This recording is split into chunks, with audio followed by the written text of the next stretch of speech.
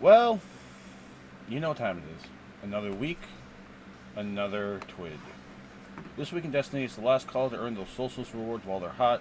We've heard you want to hear about Warlocks and have a preview of some ability changes coming to Ash and Iron next month. Here's everything we have lined up. Shit. Solstice last call, Warlock changes, Crucible reward changes, sale on the Bungie store, Foundation emblem. You are reading the twig. Solstice final week, get it. In 9.1, this is the changes happening. Warlocks and their space magic. We're seeing a great usage of Warlock constructs like Child of the Old Gods, Bleak Watchers, Hellion, Arc Soul, and Ionic Sentry. In the near future, we're planning to enable a deeper build crafting with these constructs. Additionally, a few builds that are starting to stand out, like the Prismatic build leveraging Lightning Surge to effectively delete champions at a moment's notice. While we're happy with how players are building into the above abilities, we're also seeing feedback and working on a handful that aren't felt to be as potent. These limits variety in build crafting, and we're looking to address that. A few strand abilities that don't shine as brightly as we wish, a handful of exotics that need bug fixes, and where the players desire more grenade-centric builds to feel more powerful in game content. While some of the above will take time to address, we're planning a tuning pass in Ash and Iron known as Major Update 9.1 coming early September, and we're testing these changes and now finalizing everything should work, so some things may shift, but these are our first steps in helping Warlocks feel a bit more love with their space magic. Hunters, Titans, don't fret, we'll be back in the next few weeks. The scope changes coming, you won't be left out.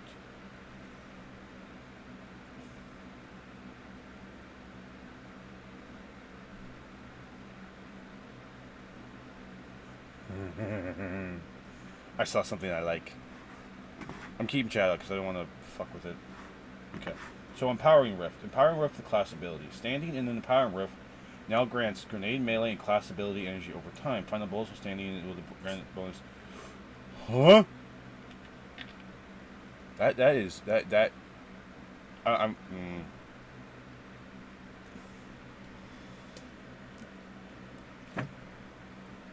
That is going to be nuts. I have a feeling that in. Hold on. What's the. Yeah, no, okay, so. That increases weapon damage for those inside it. I'm going to try that. Because I do have this. I do have a Solemn Remembrance that has a pretty juicy roll. Which. is going to be even more powerful with the Empowering Rift. Oh boy. Now, Weave Walk. Exiting Weave Walk now grants Woven Mail for you and nearby allies. Woven Mail duration is relative to the time spent in Weave Walk. And increase the fragment slots from 2 to 3? Oh no, Bungie. Don't do that. No. I swear, don't. No. Weaver's Call. Now generates Roosted Threadling's progress when giving damage of any type. Really? Threadling damage now returns class ability energies. Works on all Threadling damage when the aspect is active. Frost Pulse. Freezing enemies now grants class ability energy. Works on all stasis freezes while this aspect is equipped. Oh. Oh, no. Don't do it. What?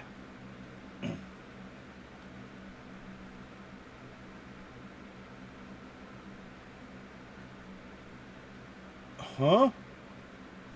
Pocket Singularity, Void and Prismatic Melee. Now has 2 charges at base.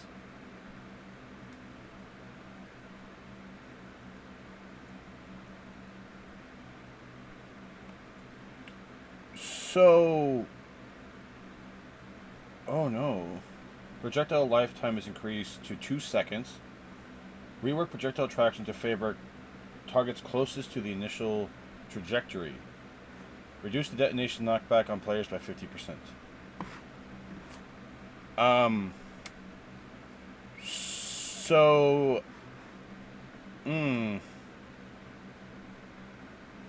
Hold on.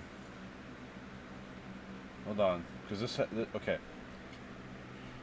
So, Arcane Needle on here has 2. Well, it has 3 technically.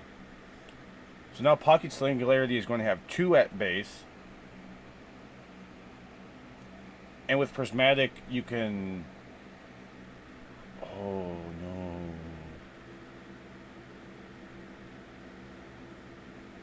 Where is it? Spirit of the Claw. Oh, okay. Ash and Iron might be my return to Prismatic. Because, like, I love the Arcane Needle and everything, but it's so wonky with how the melee works. So, if I can run, because I have a decent Prismatic Bond. Oh,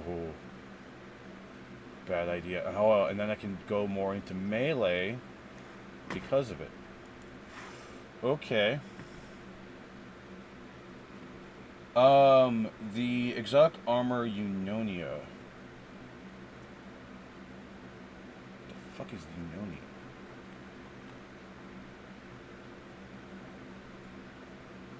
Is that the new Warlock one? Yeah, it is. So wait. Hailing projectiles deal increased damage the further they travel, eventually fracturing into scorching shrapnel. Increase the projectile max range from 15 to 20. Tune the distance to damage curve to make the maximum damage easier to identify. Projectile tracking has been increased. In addition to the primary projectile, the sub-projectiles will now benefit from Ember of Ashes and Ember of Eruption, which currently do what? You apply more scorch stacks to targets, and then your solar ignitions have an increased area of effect. Bungo, why? Oh, great. Anyone that's running a pure solar build with those gloves are fucking gonna eat. Threadling damage versus combatant has been increased by 20? So wait. Wait. Threadling damage now returns class ability energy. And it works on Prismatic. And the damage has been increased. A few weeks ago, we examined feedback and bug reports from Noble Exotics. We want to provide you an update on these. We've already updated a few in prior patch notes. These represent the remaining upcoming changes. Starfire Protocol. We confirmed the issue where Starfire Protocol was not returning as much energy. We fixed this issue, raising it to the intended 5% with the fix to point in 9.007. Crown of Tempest. We're currently investigating an issue where Crown of Tempest no longer grants stacks on multi-kills. We're aiming to have it fixed when Renegades goes live. Okay. We're investigating an issue where Rhyme Remnant generates status crystals inconsistently apply Devour when Feed the Void is active. We believe we're honing in on the fix. And okay, so for Renegades, Boots of Assembler. Where Boots of Assembler's noble rounds won't work on teammates that entered the Warlock Swift. This fix will be deployed in Ash and Iron. Wings of Sacred Dawn. After investigating Wings of Sacred Dawn, we concluded that we missed a patch note in the Edge of Fate release.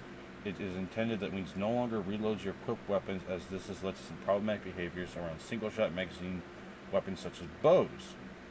Controversial. We receive reports that this does not return energy as expected, and after investigating, we believe this to be true, specifically with some commands in the firing range only. We're looking to update the firing range commands in a future update. The buff no longer works during multi-kill streaks, and we believe we may have this. This may have been resolved in this. Okay. In the coming weeks, we are planning to communicate more on future class fantasies. What is it to be a warlock? What are some of the fantasies we're hitting right now, and where do the classes need more work? We're excited to show you what else we're cooking, so stay tuned for info. Bungie, thank you.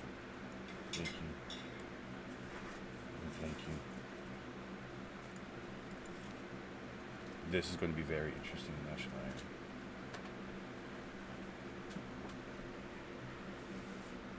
Iron. Crucible. Last week we talked about some changes that we're working on to improve the field of rewards and progression across the game. One of the areas we called out was Crucible Ops, and we're giving more details on what we have planned to field more. Earlier this week we shipped update 9.006 with a handful of changes targeting post-game reward frequencies. In addition to raising the reward floor to have less disparity between low and high skill, here are the list of issues we fixed. Everyone in the match now has a chance to earn an additional role as opposed to one per player per team. The competitive playlist, Solemn Remiss has a chance to drop on completion instead of wins. Lowered the B grade score threshold to reward ranks copper and bronze, power of 10 to 300. This makes it easier to earn drops in the bonus focus rewards in PvP. Increase the gear tier for B plus rewards, so from anyone from 200 power to 400 power. These are the changes coming in Crucible Ops in 9.1, along with the target adjustments for early power bands.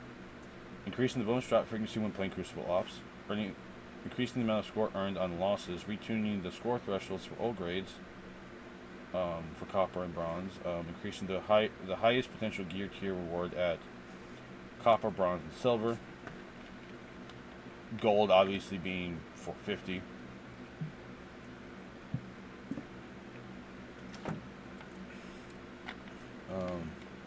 We're definitely not stopping with the Crucible and have more PvE reward changes coming in the future, including the Desperate Perpetual Wait, okay, savings for the Bungie store, yep. Bungie Foundation supporting the Ronald McDonald House. Okay. Player support. Solstice ends on Tuesday. Upgrade your armor, get the glows, grab your rank rewards, spend your event tokens. After it ends, you cannot use or claim these.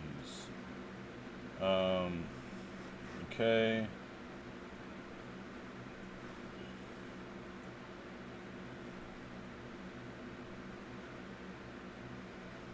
Number stat scaling is increments instead of per point.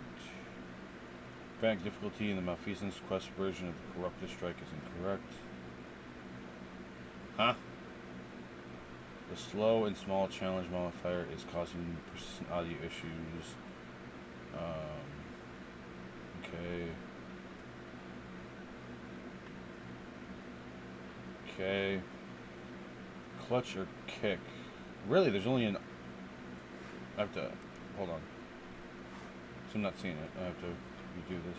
Because not everything shows sometimes. No, that's just... Okay. Fancy... Okay, well, I can't see it. I can't even see the movie of the week. But, okay.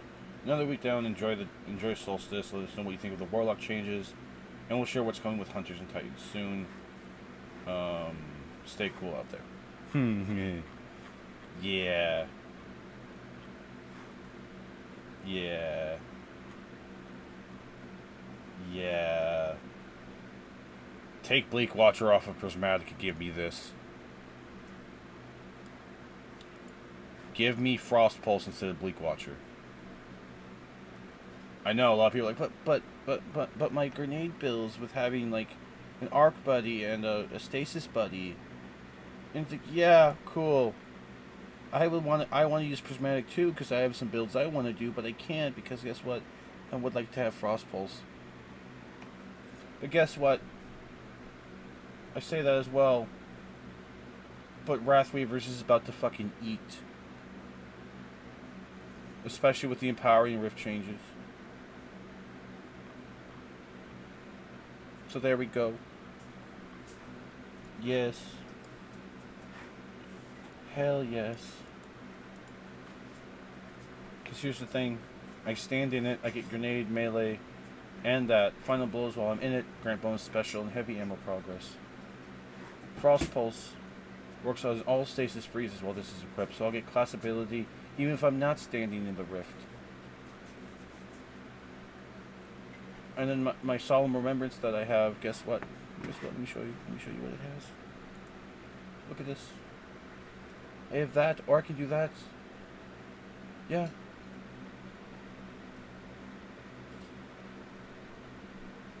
I built the blast, and I have Rhyme Stealer. So I could do this or that. Haha. I'm gonna eat an Ashen Iron with stasis. I love it. And then there's also what I have for this. Stasis Prison Final Blows release a freezing burst. Guess what? That's from all that is considered a stasis freeze.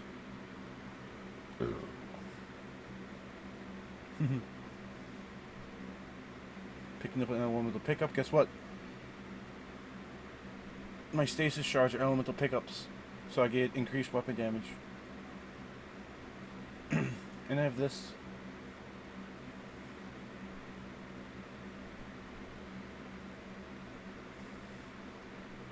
This gives class ability energy too.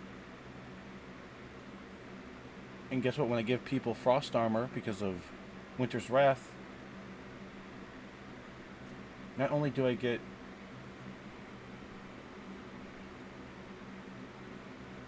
not only do they get frost armor and deal increased damage with stasis weapons, when I give them this, I get super energy.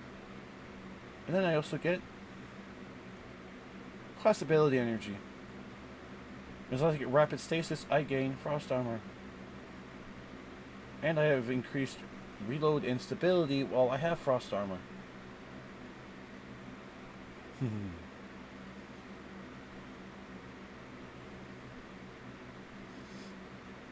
Heck, if I want to do a strand build, I can do this. Gain increased class ability, but guess what? Frost Pulse is the better one. Frost Armor is the better one. Because I can get it more consistently. So yeah, that's going to conclude the Twitch for me. So get ready for this. The empowered, the frost empowered coyote is coming in Ashen Iron. You guys can talk all about your solar. I'm going to be sitting here with my freezy stuff. So yeah, Red Faction, with that being said, I will see you guys later. Purple Faction, if you're watching this video because you wanted to pop on over to the Red Faction, well, you can hit that red button and join the Red Faction there as well. And stay tuned on my socials because I'll be live on Sunday for a little gacha stuff and then trials. This is going to be fun and interesting. I'll see y'all later.